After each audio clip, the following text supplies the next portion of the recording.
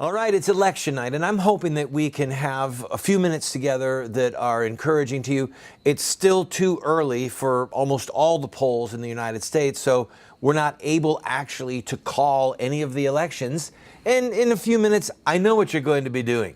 All right, you're going to be turning to the live news cable stations to watch the returns well into the night. We've told our 4 small children that we're going to have an election party. Mom, Dad, what does that mean? It means put on your pajamas, we're going to pop popcorn, and you can stay glued to the TV with Mommy and Daddy until all the election returns are in or until you fall asleep. I'm banking that they're going to fall asleep. But I'm banking that I'm not going to, and you won't either. You'll go to bed tonight, but tomorrow your ear is going to be attuned. Here's probably what's going to happen, okay? The New York Times gave a 70% chance that the Republicans would take control of the Senate. The Washington Post gave a 94% likelihood that the Republican Party is going to take the Senate. So we're talking about states like Arkansas, where Senator Pryor is going down in flames. We're talking about states like Iowa, where former Senator, or soon-to-be former Senator Tom Harkin's seat is up, and a very conservative Christian woman, Johnny Ernst is going to win that race. We've got Montana is going to go evidently to the Republicans, probably Colorado, for certain West Virginia. And then there's a whole bunch of other states that are in play. It could be as high as 54 seats go to the Republicans.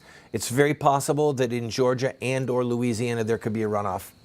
Now, I want to say 2 things to set up our few moments together, okay? This is one of those programs that's going to come and go. You're not going to watch it again. But if there's a seed or 2 that I can plant in your heart, in your mind, if there is just a little bit of discernment that's already in your heart that I can help blossom a little bit, I want to do it. Politically, this is going to represent the biggest thrashing of President Obama since he took office. He has been saying in various interviews that this election is a referendum on his policies. He has been saying that even though his name is not on the ballot, his policies are on the ballot, trying to mobilize people to get out and vote. But funny as it is, in all of these seats, or rather in all of these races where Democratic Senate seats are in jeopardy, and many of them are going to go into the Republican camp, not once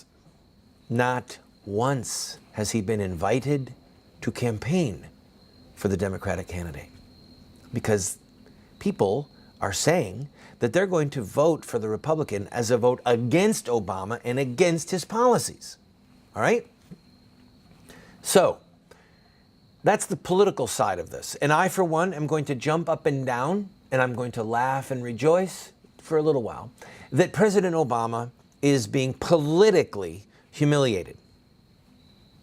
But once the Republicans, should things go look like they're going, once they control the United States Senate, and they are going to control the House of Representatives as well, then what? Then what? Or let me put the question to you this way, ethically, all right? So what? We often have a very short memory.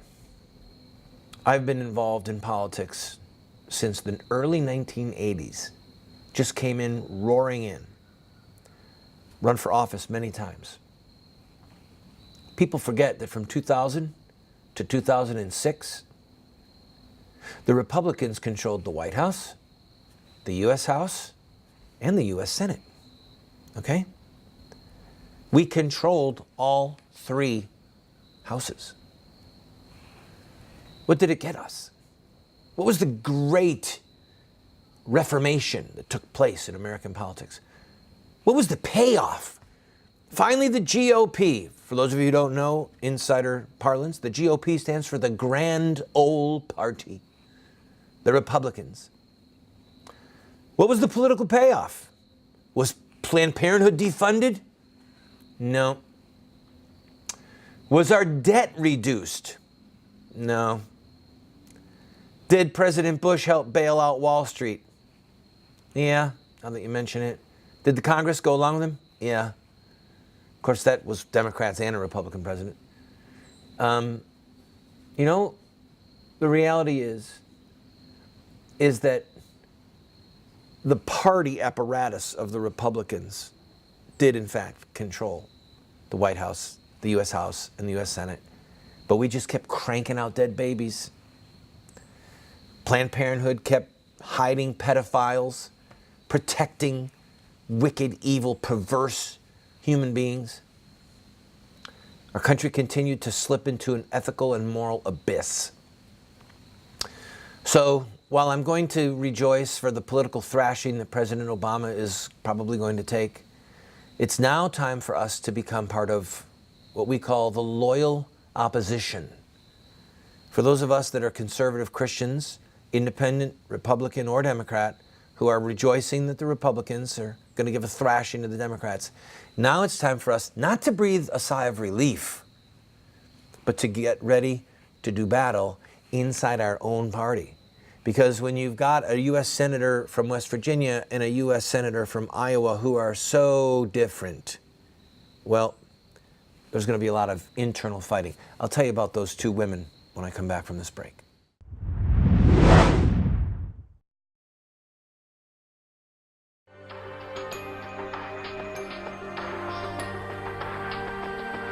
You have two choices. I mean, you can try to raise your children by design, or you will raise them by default.